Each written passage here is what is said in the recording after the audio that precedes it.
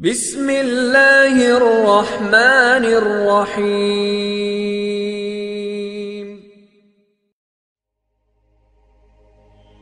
اسلامی تاریخ اور قرآن مجید میں بے شمار ایسی شخصیات کا ذکر ملتا ہے جنہوں نے صبر، قربانی اور استقامت کی ایسی مثالیں پیش کی ہیں جنہیں رہتی دنیا تک یاد رکھا جائے گا۔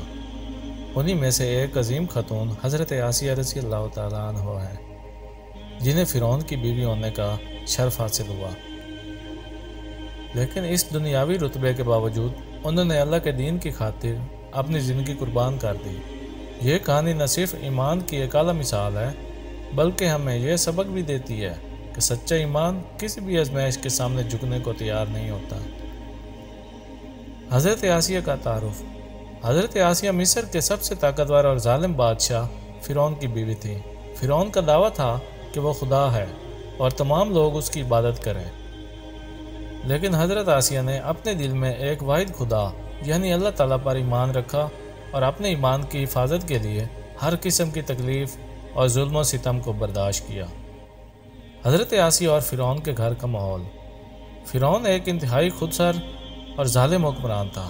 اس کا عقیدہ تھا کہ وہ دنیا کا سب سے بڑا معبود ہے اور اس کے حکم کے خلاف جانا ناقابل معافی جرم ہے۔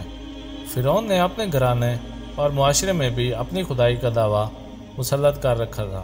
حضرت آسیہ نے اس سخت ماحول میں بھی اللہ تعالیٰ پر ایمان کا چراغ روشن رکھا، جو ان کے صبر، استقامت اور ایمان کی گواہی دیتا ہے۔ حضرت موسیٰ اور حضرت آسیہ کا تعلق۔ حضرت موسیٰ کی کہانی کا ایک اہم موڑ بھی حضرت آسیہ کے ایمان سے جڑا ہوا ہے، جب فرعون کے حکم پر بنی اسرائیل کے تمام نومولود لڑکوں کو قتل کرنے کا سلسلہ جاری تھا۔ حضرت موسیٰ کو اللہ تعالیٰ کے حکم سے ایک صندوق میں ڈال کر دریائے نیل کے حوالے کر دیا گیا۔ یہ صندوق فرعون کے محل کے قریب جا پہنچا۔ حضرت آسیہ نے اس بچے کو گود لینے کا فیصلہ کیا اور اسے اپنی اولاد کی طرح پالا۔ حضرت آسیہ کا ایمان۔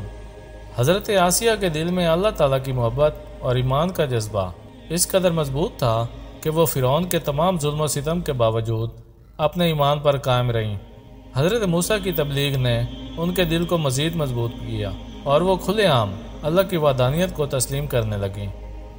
فرعون کا ظلم اور حضرت آسیہ کی استقامت۔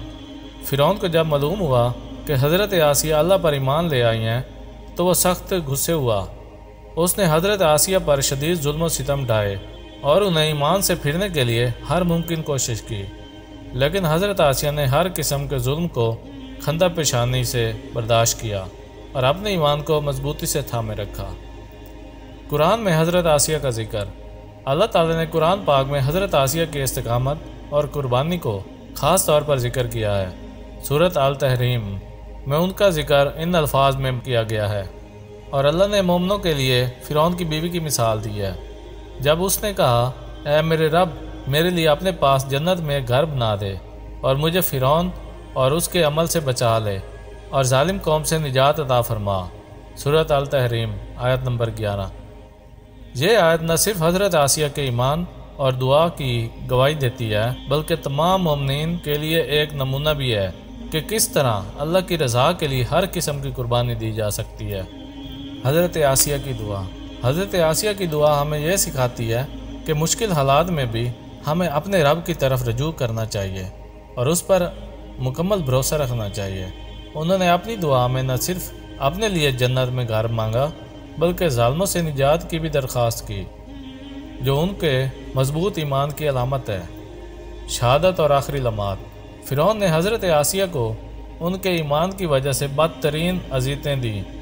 بعض روایات کے مطابق انہیں دھوپ میں باندھ کر رکھا گیا اور ان کے جسم پر وزنی پتھر رکھا گیا تاکہ وہ اللہ کی عبادت تک کر سکیں، لیکن حضرت آسیہ نے صبر کا دامن نہیں چھوڑا اور اللہ کی رحمت پر یقین رکھتے ہوئے اپنی جان قربان کر دی۔ حضرت آسیہ کا سبق۔ حضرت آسیہ کی کہانی ہمیں یہ سبق دیتی ہے کہ حقیقی ایمان دنیاوی لذتوں اور خوف سے بالا تر ہوتا ہے۔ وہ ہمیں یہ بھی سکھاتی ہیں کہ اللہ کی راہ میں استقامت اور صبر کا راستہ ہمیشہ کامیابی کی طرف لے جاتا ہے، چاہے دنیا میں ہمیں اس کا بدلہ نہ ملے۔ نتیجہ۔ حضرت آسیہ کا ایمان اور قربانی نہ صرف قرآن مجید میں ایک عظیم مثال کے طور پر موجود ہے بلکہ تمام مسلمانوں کے لیے یہ ایک سبق بھی ہے کہ ہمیں ہر حال میں اللہ کی طرف رجوع کرنا چاہیے اور اپنے ایمان پر مضبوطی سے قائم رہنا چاہیے۔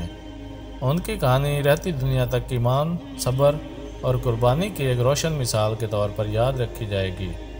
حضرت آسیہ کی قربانی اور دعا ہر مومن کے لیے ایک پیغام ہے کہ اللہ کی راہ میں صبر و استقامت کے ساتھ کھڑے رہنا یہ حقیقی کامیابی ہے۔ تو دوستوں، اپنا بہت سارا خیال رکھیے گا، ملتے ہیں اگلی ویڈیو میں، تب تک کے لیے اللہ حافظ۔